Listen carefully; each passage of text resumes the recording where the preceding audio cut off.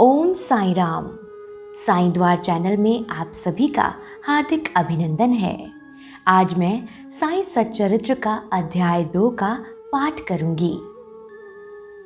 अध्याय 2, ग्रंथ लेखन का ध्येय, कार्यारंभ में असमर्थता और साहस, गर्मा गर्म बहस, अर्थपूर्ण उपाधि, हेमाड पंथ, गुरु की आवश्यकता।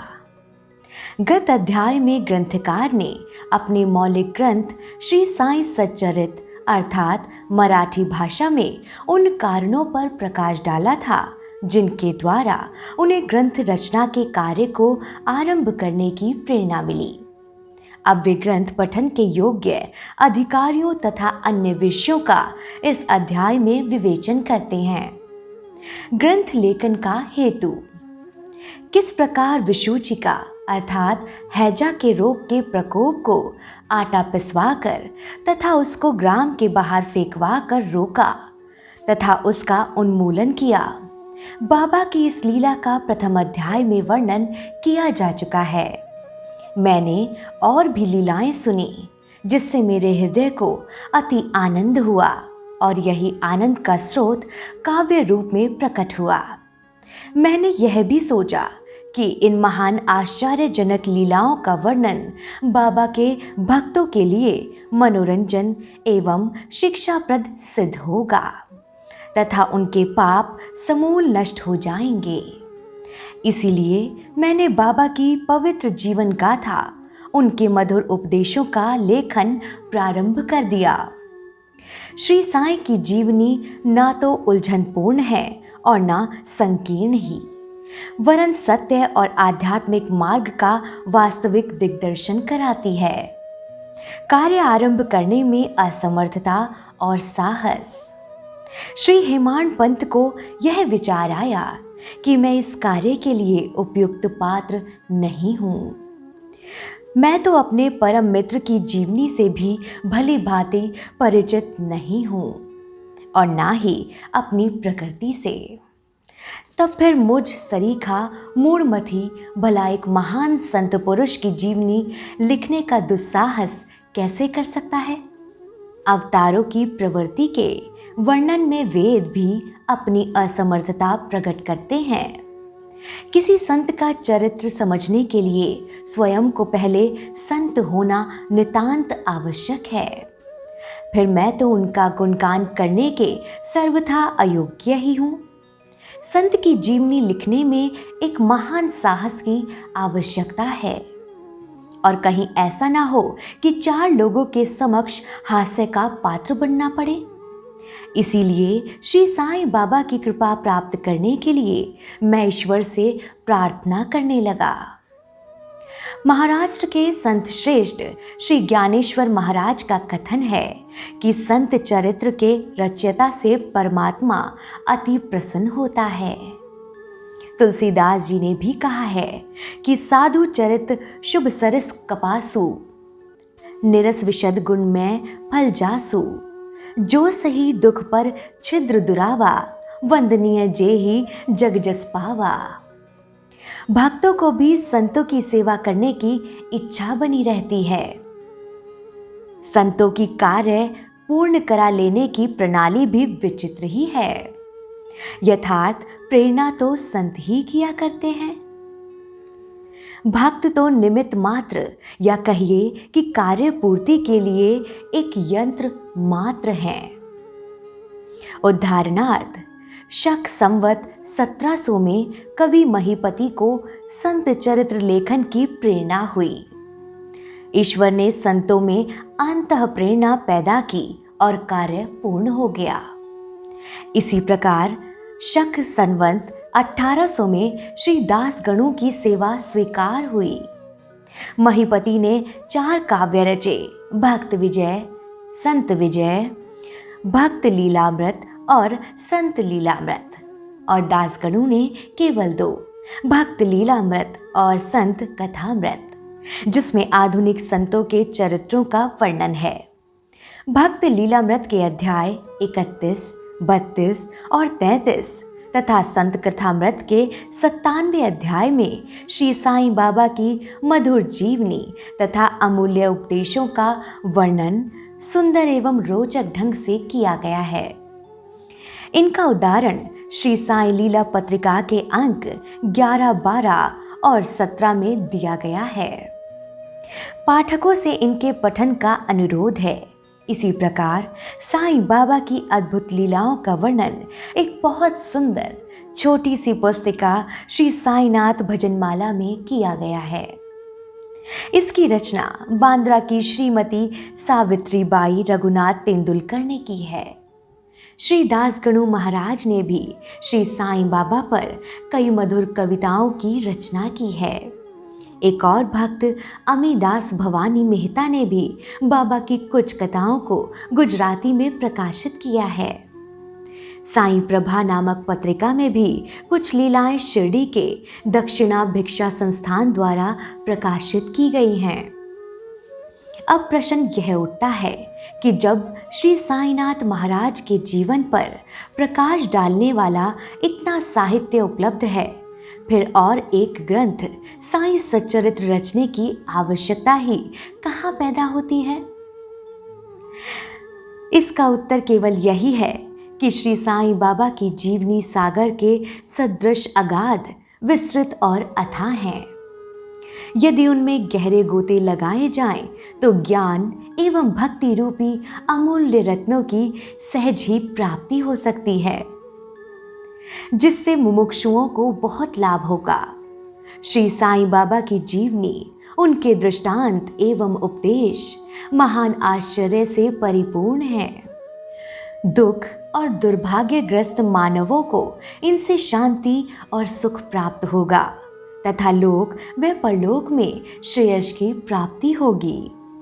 यदि श्री साईं बाबा के उपदेशों का, जो कि वैदिक शिक्षा के समान ही मनोरंजक और शिक्षाप्रद है, ध्यानपूर्वक श्रवण एवं मनन किया जाए तो भक्तों को अपने मनोवांछित फल की प्राप्ति हो जाएगी, अर्थात ब्रह्म से अभिन्नता, अष्टांग योग की सिद्धि और समाधि आनंद आदि की प्राप्ति सरलता से हो जाएगी।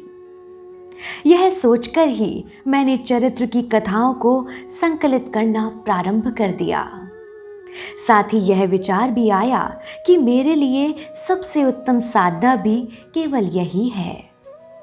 जो भोले भाले प्राणी श्री साईं बाबा के दर्शनों से अपने नेत्र सफल करने के सौभाग्य से वंचित रहे हैं, उन्हें यह चरित्र अति आनंददायक प्रतीत होगा। अतः मैंने भी अपना अहंकार उनके श्री चरणों पर न्यौछावर कर दिया। मैंने सोचा कि अब मेरा पथ अति सुगम हो गया है और बाबा मुझे इहलोक और परलोक में सुखी बना देंगे। मैं स्वयं बाबा की आज्ञा प्राप्त करने का साहस नहीं कर सकता था। अतः मैंने श्री माधवराव उपनाम श्यामा से, जो कि बाबा के अंतरंग भक्तों में से एक थे, इस हेतु प्रार्थना की। उन्होंने इस कार्य के निमित्त श्री साईं बाबा से विनम्र शब्दों में इस प्रकार प्रार्थना की। ये अन्ना साहिब आपकी जीवनी लिखने के लिए अति उत्सुक हैं, परंतु आप कृपया ऐसा न कहना कि मैं तो एक फकीर हूँ तथा मेरी जीवनी लिखने की आवश्यकता ही क्या है। आपकी केवल कृपा और अनुमति से ही ये लिख सकेंगे तथा आपके श्री चरणों का पुण्य प्रताप ही इस कार्य को सफल बना देगा। आपकी अनुमति तथा आशीर्वाद के अभाव में कोई भी कार्य यशस्वी नहीं हो सकता। यह प्रार्थना सुनकर बाबा को दया आ गई। उन्होंने आश्वासन और ऊदी देकर अपना वरद हस्त मेरे मस्तक पर रखा और कहने लगे कि इन्हें जीवनी और दृष्टांतों को एकत्रित कर लिपिबद्ध करने दो। मैं इनकी सहायता करूंगा। मैं स्वयं ही अपनी जीवनी लिखकर भक्तों की इच्छा पूर्ण करूंगा, परंतु इनको अपना अहम त्याग कर मेरी शरण में आना चाहिए।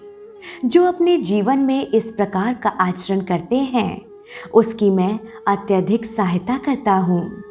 मेरी जीवन कथाओं की बात तो सहज है। मैं तो इन्हें घर बैठे अनेक प्रकार से सहायता पहुंचाता हूँ। जब इनका अहम पूर्णतः नष्ट हो जाएगा और खोजने पर लेश मात्र भी ना मिलेगा, तब मैं इनके अंतःकरण में प्रकट होकर स्वयं ही अपनी जीवनी लिखूंगा। मेरे चरित्र और उपदेशों के श्रवण मात्र से ही भक्तों के हृदय में श्रद्धा जागृत होकर सरलता पूर्वक आत्मानुभूति एवं परम आनंद की प्राप्ति हो जाएगी। ग्रंथ में अपने मत का प्रतिपादन और दूसरों का खंडन तथा अन्य किसी विषय के पक्ष या विपक्ष में व्यर्थ के वाद विवाद की कुचेष्टा नहीं होनी चाहिए। अर्थपूर्ण उपाधि हेमाड़ पंत। वाद विवाद शब्द से हमको स्मरण हो आया कि मैंने पाठक को वचन दिया है कि हेमाड़ पंत उपाधि किस प्रकार प्राप्त हुई, इसका वर्णन करूंगा। अब मैं उसका वर्णन करता हूं। श्री काका साहिब दीक्षित व नाना साहिब चांदोरकर मेरे अति घनिष्ठ मित्रों में से एक थे। उन्होंने मुझसे शिरडी जाकर श्री साईं बाबा के दर्शनों का लाभ उठाने का अनुरोध किया। मैंने उन्हें वचन दिया, परंतु कुछ बाधा आ जाने के कारण मेरी शिरडी यात्रा स्थगित हो गई। मेरे एक घनिष्ठ मित्र का पुत्र लोनावला में रोगग्रस्त हो गया था। उन्होंने सभी संभव आधि भौतिक और आध्यात्मिक उपचार किए, परंतु सभी प्रयत्न निष्फल हुए और ज्वर किसी प्रकार भी कम न हुआ।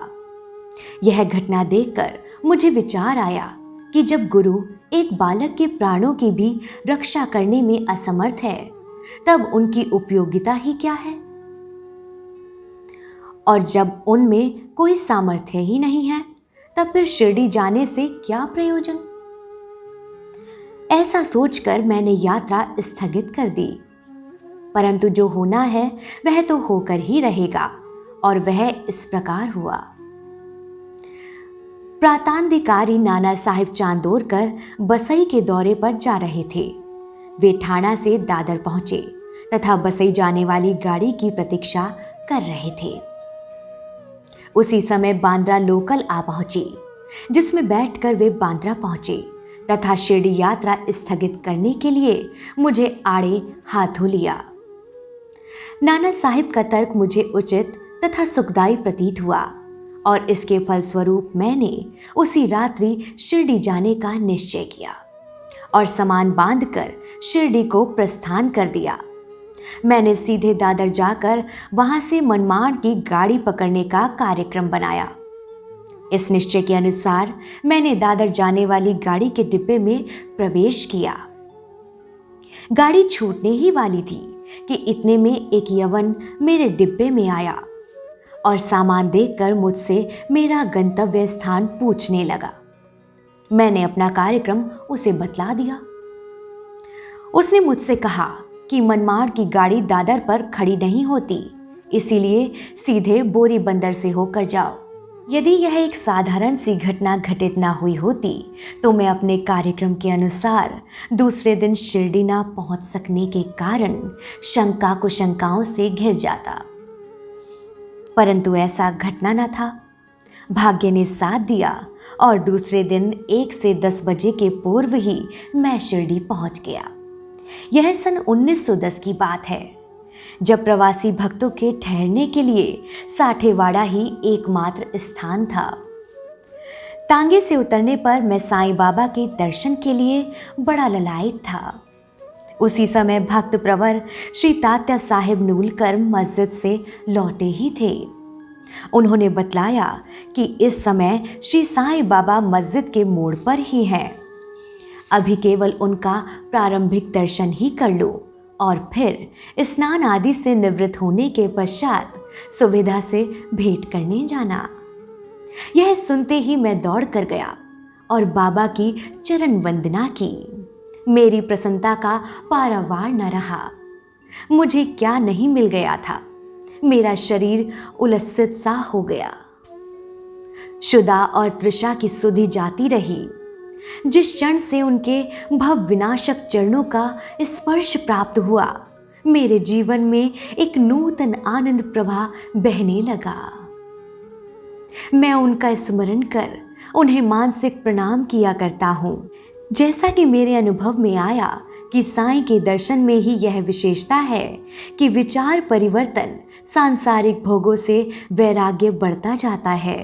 केवल गत जन्मों के अनेक शुभ संस्कार एकत्रित होने पर ही ऐसा दर्शन प्राप्त होना सुलभ हो जाता है। पाठकों, मैं आपसे शपथ पूर्वक कहता हूँ कि यदि आप श्री साईं बाबा को एक दृष्टि भरकर देख लेंगे तो आपको संपूर्ण विश्व ही साईं में दिखलाई पड़ेगा। गर्मा गर्म बहस। शिरडी पहुंचने के प्रथम दिन ही बाला साहेब तथा मेरे बीच गुरु की आवश्यकता पर वाद विवाद छिड़ गया। मेरा मत था कि स्वतंत्रता त्याग कर पराधीन क्यों होना, तथा जब कर्म करना पड़ता है तब गुरु की आवश्यकता ही कहाँ रही। प्रत्येक को पूर्ण प्रयत्न कर स्वयं को आगे बढ़ाना चाहिए। गुरु शिष्य के लिए करता ही क्या है? वह तो सुख से निद्रा का आनंद लेता है। इस प्रकार मैंने स्वतंत्रता का पक्ष लिया और बाला साहिब ने प्रारब्ध का। उन्होंने कहा कि जो विधि लिखित है वह घटित होकर रहेगा। इसमें उच्च कोटि के महापुरुष भी असफल हो गए हैं। कहावत है, मेरे मन कछु और है, विधाता के कछु और। फिर परामर्श युक्त शब्दों में बोले, भाई साहिब, यह निर्विद्यता छोड़ दो। यह अहंकार तुम्हारी कुछ भी सहायता ना कर सकेगा। इस प्रकार दोनों पक्षों के खंडन मंडन में लगभग 1 घंटा व्यतीत हो गया और सदैव की भांति कोई निष्कर्ष ना निकल सका। इसीलिए तंग और विवश होकर विवाद स्थगित करना पड़ा। इसका परिणाम यह हुआ कि मेरी मानसिक शांति भंग हो गई तथा मुझे अनुभव हुआ कि जब तक घोर दैहिक बुद्धि और अहंकार ना हो तब तक विवाद संभव नहीं। वस्तुतः यह अहंकार ही विवाद की जड़ है। जब अन्य लोगों के साथ मैं मस्जिद गया तब बाबा ने काका साहिब को संबोधित कर प्रश्न किया कि साठेवाड़ा में क्या चल रहा था, किस विषय में विवाद था। फिर मेरी ओर दृष्टिपात कर बोले कि इन हेमाड पंत ने क्या कहा। ये शब्द सुनकर मुझे अधिक अचंभा हुआ। साठेवाड़ा और मस्जिद में पर्याप्त अंतर था। सर्वज्ञ या अंतर्यामी हुए बिना बाबा को विवाद का ज्ञान कैसे हो सकता था। मैं सोचने लगा कि बाबा हेमाड पंत के नाम से मुझे क्यों संबोधित करते हैं। यह शब्द तो हेमाद्रि पंत का अपभ्रंश है। हेमाद्रि पंत देवगिरी के यादव राजवंशी महाराजा महादेव और रामदेव के विख्यात मंत्री थे।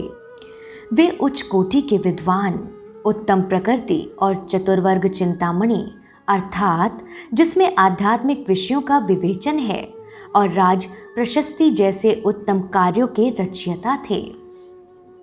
उन्होंने ही हिसाब किताब रखने की नवीन प्रणाली का आविष्कार किया था और बही खाते की पद्धति को जन्म दिया था और कहा, मैं इसके विपरीत एक अज्ञानी, मूर्ख और मंदबुद्धि हूँ।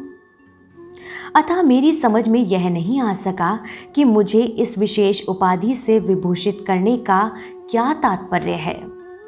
गहन विचार करने पर मैं इस निष्कर्ष पर पहुंचा कि कहीं मेरे अहंकार को चूर्ण करने के लिए ही तो बाबा ने इस अस्त्र का प्रयोग नहीं किया है, ताकि मैं भविष्य में सदैव के लिए निरभिमानी एवं विनम्र हो जाऊं। अथवा कहीं यह मेरे काकचातुर्य के उपलक्ष्य में मेरी प्रशंसा तो नहीं है। भविष्य पर दृष्टिपात करने से प्रतीत होता है कि बाबा के द्वारा हेमाड पंत की उपाधि से विभूषित करना कितना अर्थपूर्ण और भविष्य गोचर था। सर्वविदित है कि कालांतर में दाभोलकर ने श्री साईं बाबा संस्थान का प्रबंध कितने सुचारू एवं विद्वत्तापूर्ण ढंग से किया था। हिसाब किताब आदि कितने उत्तम प्रकार से रखे तथा साथ ही साथ महाकाव्य साईं सच्चरित्र की रचना भी की।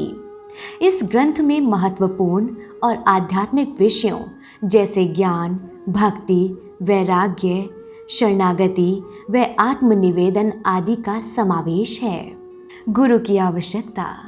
इस विषय में बाबा ने क्या उद्गार प्रकट किए, इस पर हेमाड पंत द्वारा लिखित कोई लेख या स्मृति पत्र प्राप्त नहीं है, परंतु काका साहिब दीक्षित ने इस विषय पर उनके लेख प्रकाशित किए हैं। बाबा से भेंट करने के दूसरे दिन हेमाड पंत और काका साहिब ने मस्जिद जाकर घर लौटने की अनुमति मांगी। बाबा ने स्वीकृति दे दी। किसी ने प्रश्न किया, बाबा कहाँ जाएं? उत्तर मिला, ऊपर जाओ। प्रश्न, मार्ग कैसा है? बाबा, अनेक पथ हैं, यहाँ से भी एक मार्ग है, परंतु यह मार्ग दुर्गम है तथा सिंह और भेड़िए भी मिलते हैं। काका साहिब, यदि पथ प्रदर्शक भी साथ हो तो? बाबा, तब कोई कष्ट न होगा। पथ प्रदर्शक तुम्हारी सिंह, भेड़िए और खंदकों से रक्षा कर तुम्हें सीधे निर्दिष्ट स्थान पर पहुंचा देगा, परंतु उसके अभाव में जंगल में मार्ग भूलने या गड्ढे में गिर जाने की संभावना है। दाभोलकर भी उपयुक्त प्रसंग के अवसर पर वहां उपस्थित थे। उन्होंने सोचा कि जो कुछ बाबा कह रहे हैं वह गुरु की आवश्यकता क्यों है। इस प्रश्न का उत्तर है साई लीला भाग 1 संख्या 5 व पृष्ठ 47 के अनुसार। उन्होंने सदा के लिए मन में यह गांठ बांध ली कि अब कभी इस विषय पर वाद विवाद नहीं करेंगे। स्वतंत्र या परतंत्र व्यक्ति आध्यात्मिक विषयों के लिए कैसा सिद्ध होगा? प्रत्युत इसके विपरीत यथार्थ में परमार्थ लाभ केवल गुरु के उपदेश पालन करने में ही निहित है। इन उपदेशों का वर्णन मूल काव्य ग्रंथ के इसी अध्याय में किया गया है, जिसमें लिखा है कि राम और कृष्ण महान अवतारी होते हुए भी आत्मानुभूति के लिए राम को अपने गुरु वशिष्ठ और कृष्ण को अपने गुरु संदीपनी की शरण में जाना पड़ा था। इस मार्ग में उन्नति प्राप्त करने के लिए केवल श्रद्धा और धैर्य, ये ही 2 गुण सहायक हैं। श्री सद्गुरु साईनाथार्पणमस्तु। शुभम भवतु, शुभम भवतु, शुभम भवतु। ओम साई राम।